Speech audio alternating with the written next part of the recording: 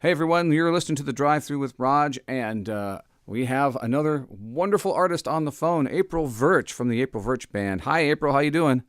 Hey Roger, I'm great. How are you? I'm fantastic. You're going to be at MerleFest coming up next week, aren't you?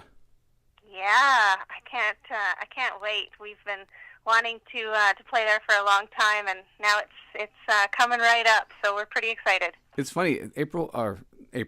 The MerleFest is kind of like, I don't know, it was for Broadway people being on Sesame Street. You've made it when you get into MerleFest, right? Yeah, I think so. I know That's a that's a pretty weird good way to put it. analogy. No, I like it. um, yeah, there's certain festivals and certain events that you can do in your career that do feel a bit like a stepping stone. They're more than just playing a festival and being seen by a lot of people. There's an element of prestige to them, and in a way, they're a showcase and a stepping stone to doing more things. It's a feather in your cap for sure. So, and the history of MerleFest and what they've built there is also something that I think is really an honor to be a part of. Now, you have your 10th album that just came out at the beginning of this month, right? That's right. Well, it came out a year ago. Oh, a year ago. A year ago this month. Yeah. Yeah. Sorry. No, that's okay. It came out on my birthday last year, so yeah, we've been touring to promote it since then, and getting ready to start putting another one together now. You know how the cycle goes. Yeah, you never stop. You're either on the road or you're in the studio, right? That's it. Yeah. Well, there's a song that I kind of wanted to focus on from the CD, and it's like it's kind of I don't want to say departure, but it's a very cool little kind of left turn a little bit. Your tune. It's called "If You Hadn't Come Away." If you hadn't gone away. Yeah. Yeah, what a nice tune and very unexpected on there. It's a beautiful melody. Some different chords. If you're used to listening to us play old timey country bluegrassy stuff, there's a few jazz chords thrown in there. It's actually a song from the vaudeville era.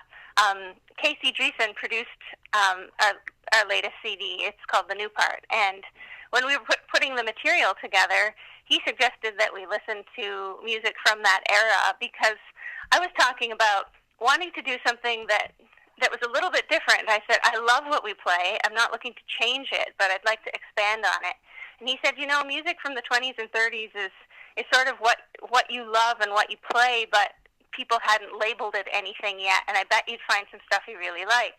And he was right. So we recorded 4 or 5 tracks that were from that era, from our listening and digging into that material. So that's how we found Hadn't Gone Away. Wow, very very cool. And is that the regular band playing on that? I'm assuming that is, right?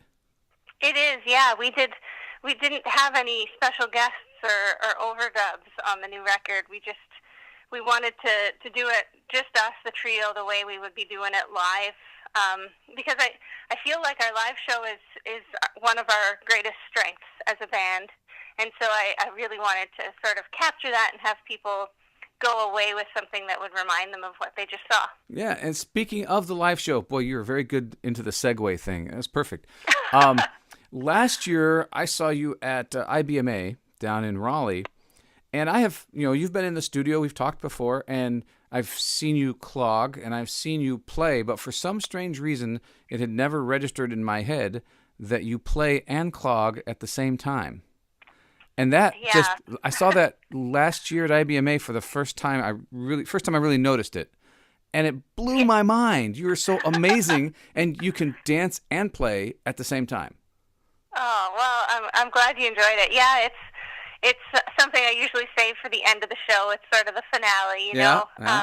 But people really enjoy it, and I've been doing it for a while. I can't do it with just any steps or any tune. It's something I sort of have worked out, and I go on automatic pilot. But yeah, the step dancing, Ottawa Valley step dancing is the style that I do, and so I did that before I started playing the fiddle. So combining the two is pretty cool. And you'll be teaching that, aren't you? It's funny. Your role is expanded from the typical musician at MerleFest because you're going to be playing and you're also going to be teaching the step dancing.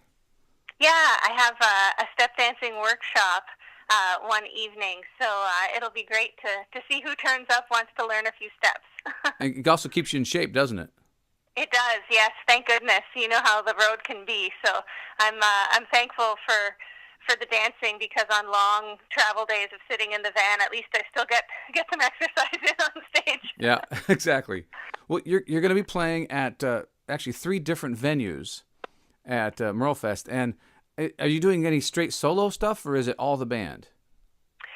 No, it's all the band. Yeah, we're a trio. Cody Walters on bass and clawhammer banjo, and Alex Rubin on guitar.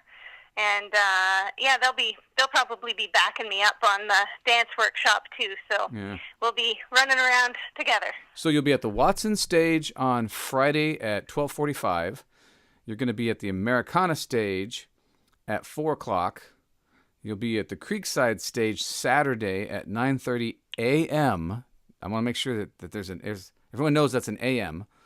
And musicians have trouble realizing there are a.m. sometimes. I know. I was just going to say, thanks for reminding me.